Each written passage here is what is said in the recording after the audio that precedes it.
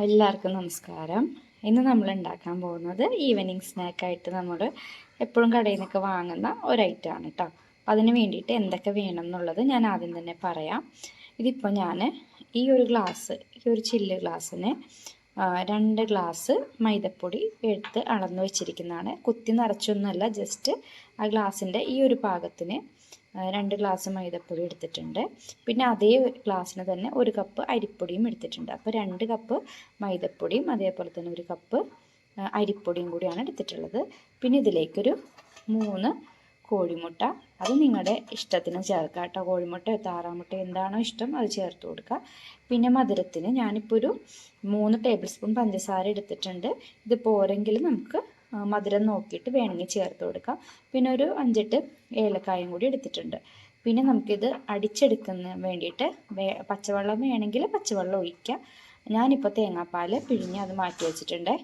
ഞാൻ തേങ്ങാപ്പാൽ പിഴിഞ്ഞ് വെച്ചിട്ടുണ്ട്. ഇനി നമുക്കൊരു മിക്സിയുടെ ജാർ എടുത്തിട്ട് ഇത് 2 തവണയായിട്ട് അടിച്ചെടുക്കാൻ പറ്റത്തുള്ളൂ. ഒറ്റ തവണയായിട്ട് നമുക്ക് അടിച്ചെടുക്കാൻ പറ്റില്ല. അപ്പോൾ കുറേശ്ശെയായിട്ട് മിക്സിയിലേക്ക് ഇട്ടിട്ട് ഇതൊന്ന് നല്ലപോലെ കട്ടയൊന്നും ഇല്ലാണ്ട് അടിച്ചെടുക്കണം.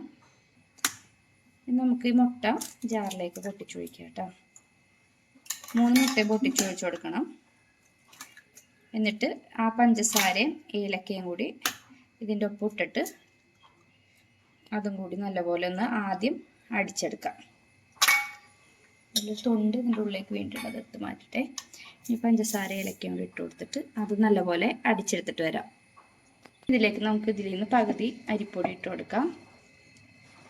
2 തവണയായിട്ട് അടിച്ചെടുക്കാൻ പറ്റുള്ളൂ. അപ്പോൾ നമുക്ക് ആദ്യം പകുതി അരിപ്പൊടി ഇട്ട് കൊടുത്തിട്ട് നമ്മൾ നേരത്തെ മാറ്റി വെച്ചിട്ടുള്ള മൈദയൊന്നും കൂടി കുറച്ചിട്ട് കൊടുത്തിട്ട് കുറച്ച് തേങ്ങാപ്പാലും കൂടി ഒഴിച്ചിട്ട് ഒന്ന് അടിച്ചെടുക്കുക. എന്നിട്ട് മധുരം നോക്കിയിട്ട് പോരെങ്കിൽ അടുത്ത പ്രാവശ്യം നമ്മൾ അടുത്ത ട്രിപ്പ് അടിക്കുമ്പോൾ മധുരത്തിന് ആവശ്യമായിട്ടുള്ള പഞ്ചസാരയും കൂടി ഒന്നുകൂടി ചേർത്ത് കൊടുത്തിട്ട് അടിച്ചെടുത്താലും മതിയാവും കേട്ടോ. ഇനി നമുക്കിതിലേക്ക് ഇനിയിപ്പോൾ ഇതിലടിച്ച് കിട്ടൂല, അപ്പോൾ കുറച്ച് തേങ്ങാപ്പാലും കൂടി ചേർത്ത് കൊടുത്തിട്ട് നല്ലപോലെ ഒന്ന് അടിച്ചെടുക്കാം. ഇനി നമുക്ക് ഇപ്പോൾ നമ്മൾ അടിച്ചെടുത്തത് ഒരു പാത്രത്തിലേക്ക് മാറ്റി കൊടുക്കാം കേട്ടോ. ഇനി ബാക്കിയുള്ള അരിപ്പൊടിയും മൈദപ്പൊടിയും കൂടി ഇട്ട് കൊടുക്കുക. തേങ്ങാപ്പാൽ ഒഴിക്കുക.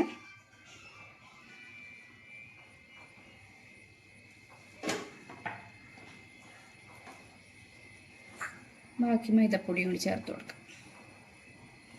ഇനി നമ്മളിത് മിക്സ് ചെയ്യുന്ന സമയത്ത് ഒരു ഇച്ചിരി ഉപ്പും കൂടി ചേർക്കണം. ഇപ്പം അടിക്കുന്ന സമയത്ത് ഞാൻ ഉപ്പ് ചേർക്കുന്നില്ല കേട്ടോ. ഉപ്പ് ഇപ്പം ചേർക്കണ്ട. ഇനി നമുക്ക് ആവശ്യത്തിന് തേങ്ങാപ്പാലും കൂടി ഒഴിച്ചിട്ട് ഇതും കൂടി നല്ലപോലെ ഒന്ന് അരച്ചെടുക്കാം. മധുരം ഞാൻ നോക്കിയിട്ടില്ല. മധുരം നോക്കിയിട്ട് ഇപ്പം ആവശ്യത്തിനുള്ള മധുരം അതിനുണ്ട്. അപ്പം ഞാൻ ഇതിലേക്ക് പഞ്ചസാര ചേർക്കുന്നില്ല കേട്ടോ. ഞാൻ 4 ടേബിൾ സ്പൂൺ പഞ്ചസാര എടുത്തിട്ടുണ്ട്. നല്ല മധുരം വേണമെങ്കിൽ ഒരു 1.5 ടേബിൾ സ്പൂൺ കൂടി ഇതിലേക്ക് ചേർത്ത് കൊടുക്കുക. എനിക്കിപ്പോൾ അധികം മധുരം വേണ്ടാത്തതുകൊണ്ട് ഞാൻ അത്രയും ചേർക്കുന്നുള്ളൂ. നിങ്ങൾക്ക് മധുരത്തിന് ആവശ്യമായിട്ടുള്ള പഞ്ചസാര ചേർത്ത് കൊടുക്കാം. ഇപ്പം നമ്മൾ ബാക്കി മൈദയും അരിപ്പൊടിയും കൂടി അടിച്ചതിലേക്ക് ഒഴിച്ചിട്ടുണ്ട് കേട്ടോ. ഇനി നല്ലപോലെ ഒന്ന് മിക്സ് ചെയ്ത് കൊടുക്കണം. ഇനി നമുക്ക് ഇത് നല്ലോണം ഒന്ന് മുട്ടയും ഈ എല്ലാ പൊടികളും എല്ലാം കൂടി നല്ലപോലെ ഒന്ന് മിക്സാക്കി കൊടുക്കുക. ഇനി എന്തെങ്കിലും ചെറിയ കട്ടകൾ ഉണ്ടെങ്കിൽ നമ്മൾ ഈ കയ്യിൽ വെച്ച് തന്നെ നല്ലവണ്ണം ഒന്ന് ഇളക്കി അത് യോജിപ്പിച്ച് കൊടുത്താൽ മതിയാവും കേട്ടോ. മധുരം മാത്രം നിങ്ങൾ ശ്രദ്ധിച്ചാൽ മതി. ഇപ്പം നമ്മൾ കറക്റ്റ് അളവിനാണ് എടുത്തിട്ടുള്ളത്. 2 കപ്പ് മൈദയും 1 കപ്പ് അരിപ്പൊടി. പിന്നെ നമുക്ക് ഈ ഒരു കൺസിസ്റ്റൻസിക്കാണ് നമ്മൾ അടിച്ചെടുക്കേണ്ടത് കേട്ടോ. ഒരുപാട് കട്ടിയാവാനും പാടില്ല, ഒരുപാട് ലൂസ് ആവാനും പാടില്ല. ഇനി നമുക്കിതൊരു അരമണിക്കൂർ ഇങ്ങനെ തന്നെ ഇരുന്നോട്ടെ. ഇനി ബാക്കി നമ്മൾ ചുടുന്ന സമയത്ത് ഇതിലേക്ക് 1-2 കാര്യങ്ങൾ കൂടി ചേർത്ത് കൊടുത്തിട്ട് നമുക്ക് ഇത് പൊരിച്ചെടുക്കാവുന്നതാണ്. അല്പം ഉപ്പ് ചേർത്തിട്ട് മിക്സ് ചെയ്ത് വെക്കാം. അല്ലെങ്കിൽ ഉപ്പ് ചേർത്തില്ലെങ്കിൽ ആ മധുരത്തിൻ്റെ ടേസ്റ്റും ഒരു പച്ചവെള്ളം ചോക്കുന്ന പോലെ ഇരിക്കും. അപ്പോൾ നമുക്ക് ഉപ്പും കൂടി ചേർത്ത് കഴിഞ്ഞാൽ ആ മധുരമൊക്കെ ഒന്ന് ബാലൻസ് ആയിട്ട് നല്ല ടേസ്റ്റായിട്ട് നമുക്ക് കിട്ടും കേട്ടോ.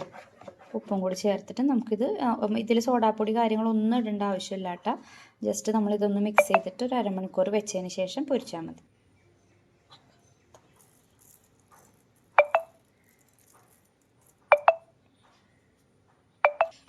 ഇപ്പം ഞാനിതിലേക്ക് 1 ടേബിൾ സ്പൂൺ എള്ളും കൂടി ഇട്ട് കൊടുത്തിട്ടുണ്ട്. പിന്നെ വേണമെങ്കിൽ ഇതും ഓപ്ഷണലാണ്. ജസ്റ്റ് ഒരു യെല്ലോ കളർ വരുന്നതിന് വേണ്ടിയിട്ട് ഒരിത്തിരി മഞ്ഞൾപ്പൊടി ഇട്ട് കൊടുക്കുക. ഒരു പിഞ്ച് മഞ്ഞൾപ്പൊടി മതി. എന്നിട്ട് നമുക്ക് നല്ലപോലെ മിക്സ് ചെയ്തിട്ട് ഇത് ഇനിയിപ്പോൾ ചട്ടി അടുപ്പത്ത് വെച്ച് കുറച്ച് ഓയിൽ ഒഴിച്ചിട്ട് അത് തിളച്ച് വരട്ടെ. ആ സമയത്ത് നമുക്കിത് പൊരിച്ചെടുക്കാവുന്നതാണ് കേട്ടോ.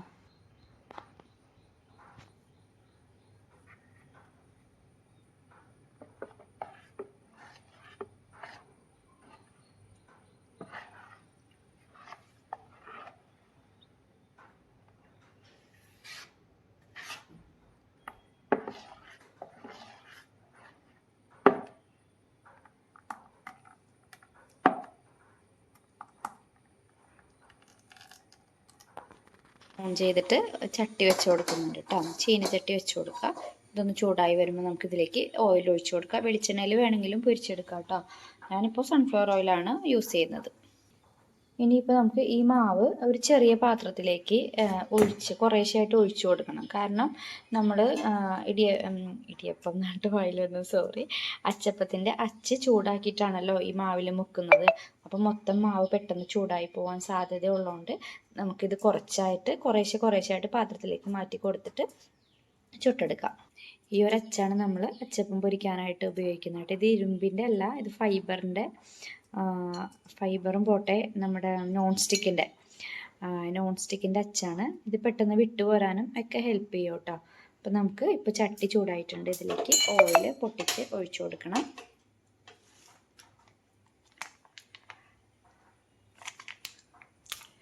വെളിച്ചെണ്ണയിൽ പൊരിച്ചു കഴിഞ്ഞാലുള്ള പ്രശ്നം, നമ്മൾ എന്താ പറയുക, പൊട്ടില്ല. കുറച്ച് ദിവസം അതിരിക്കുകയാണെങ്കിൽ പെട്ടെന്ന് കാറച്ച് വരും.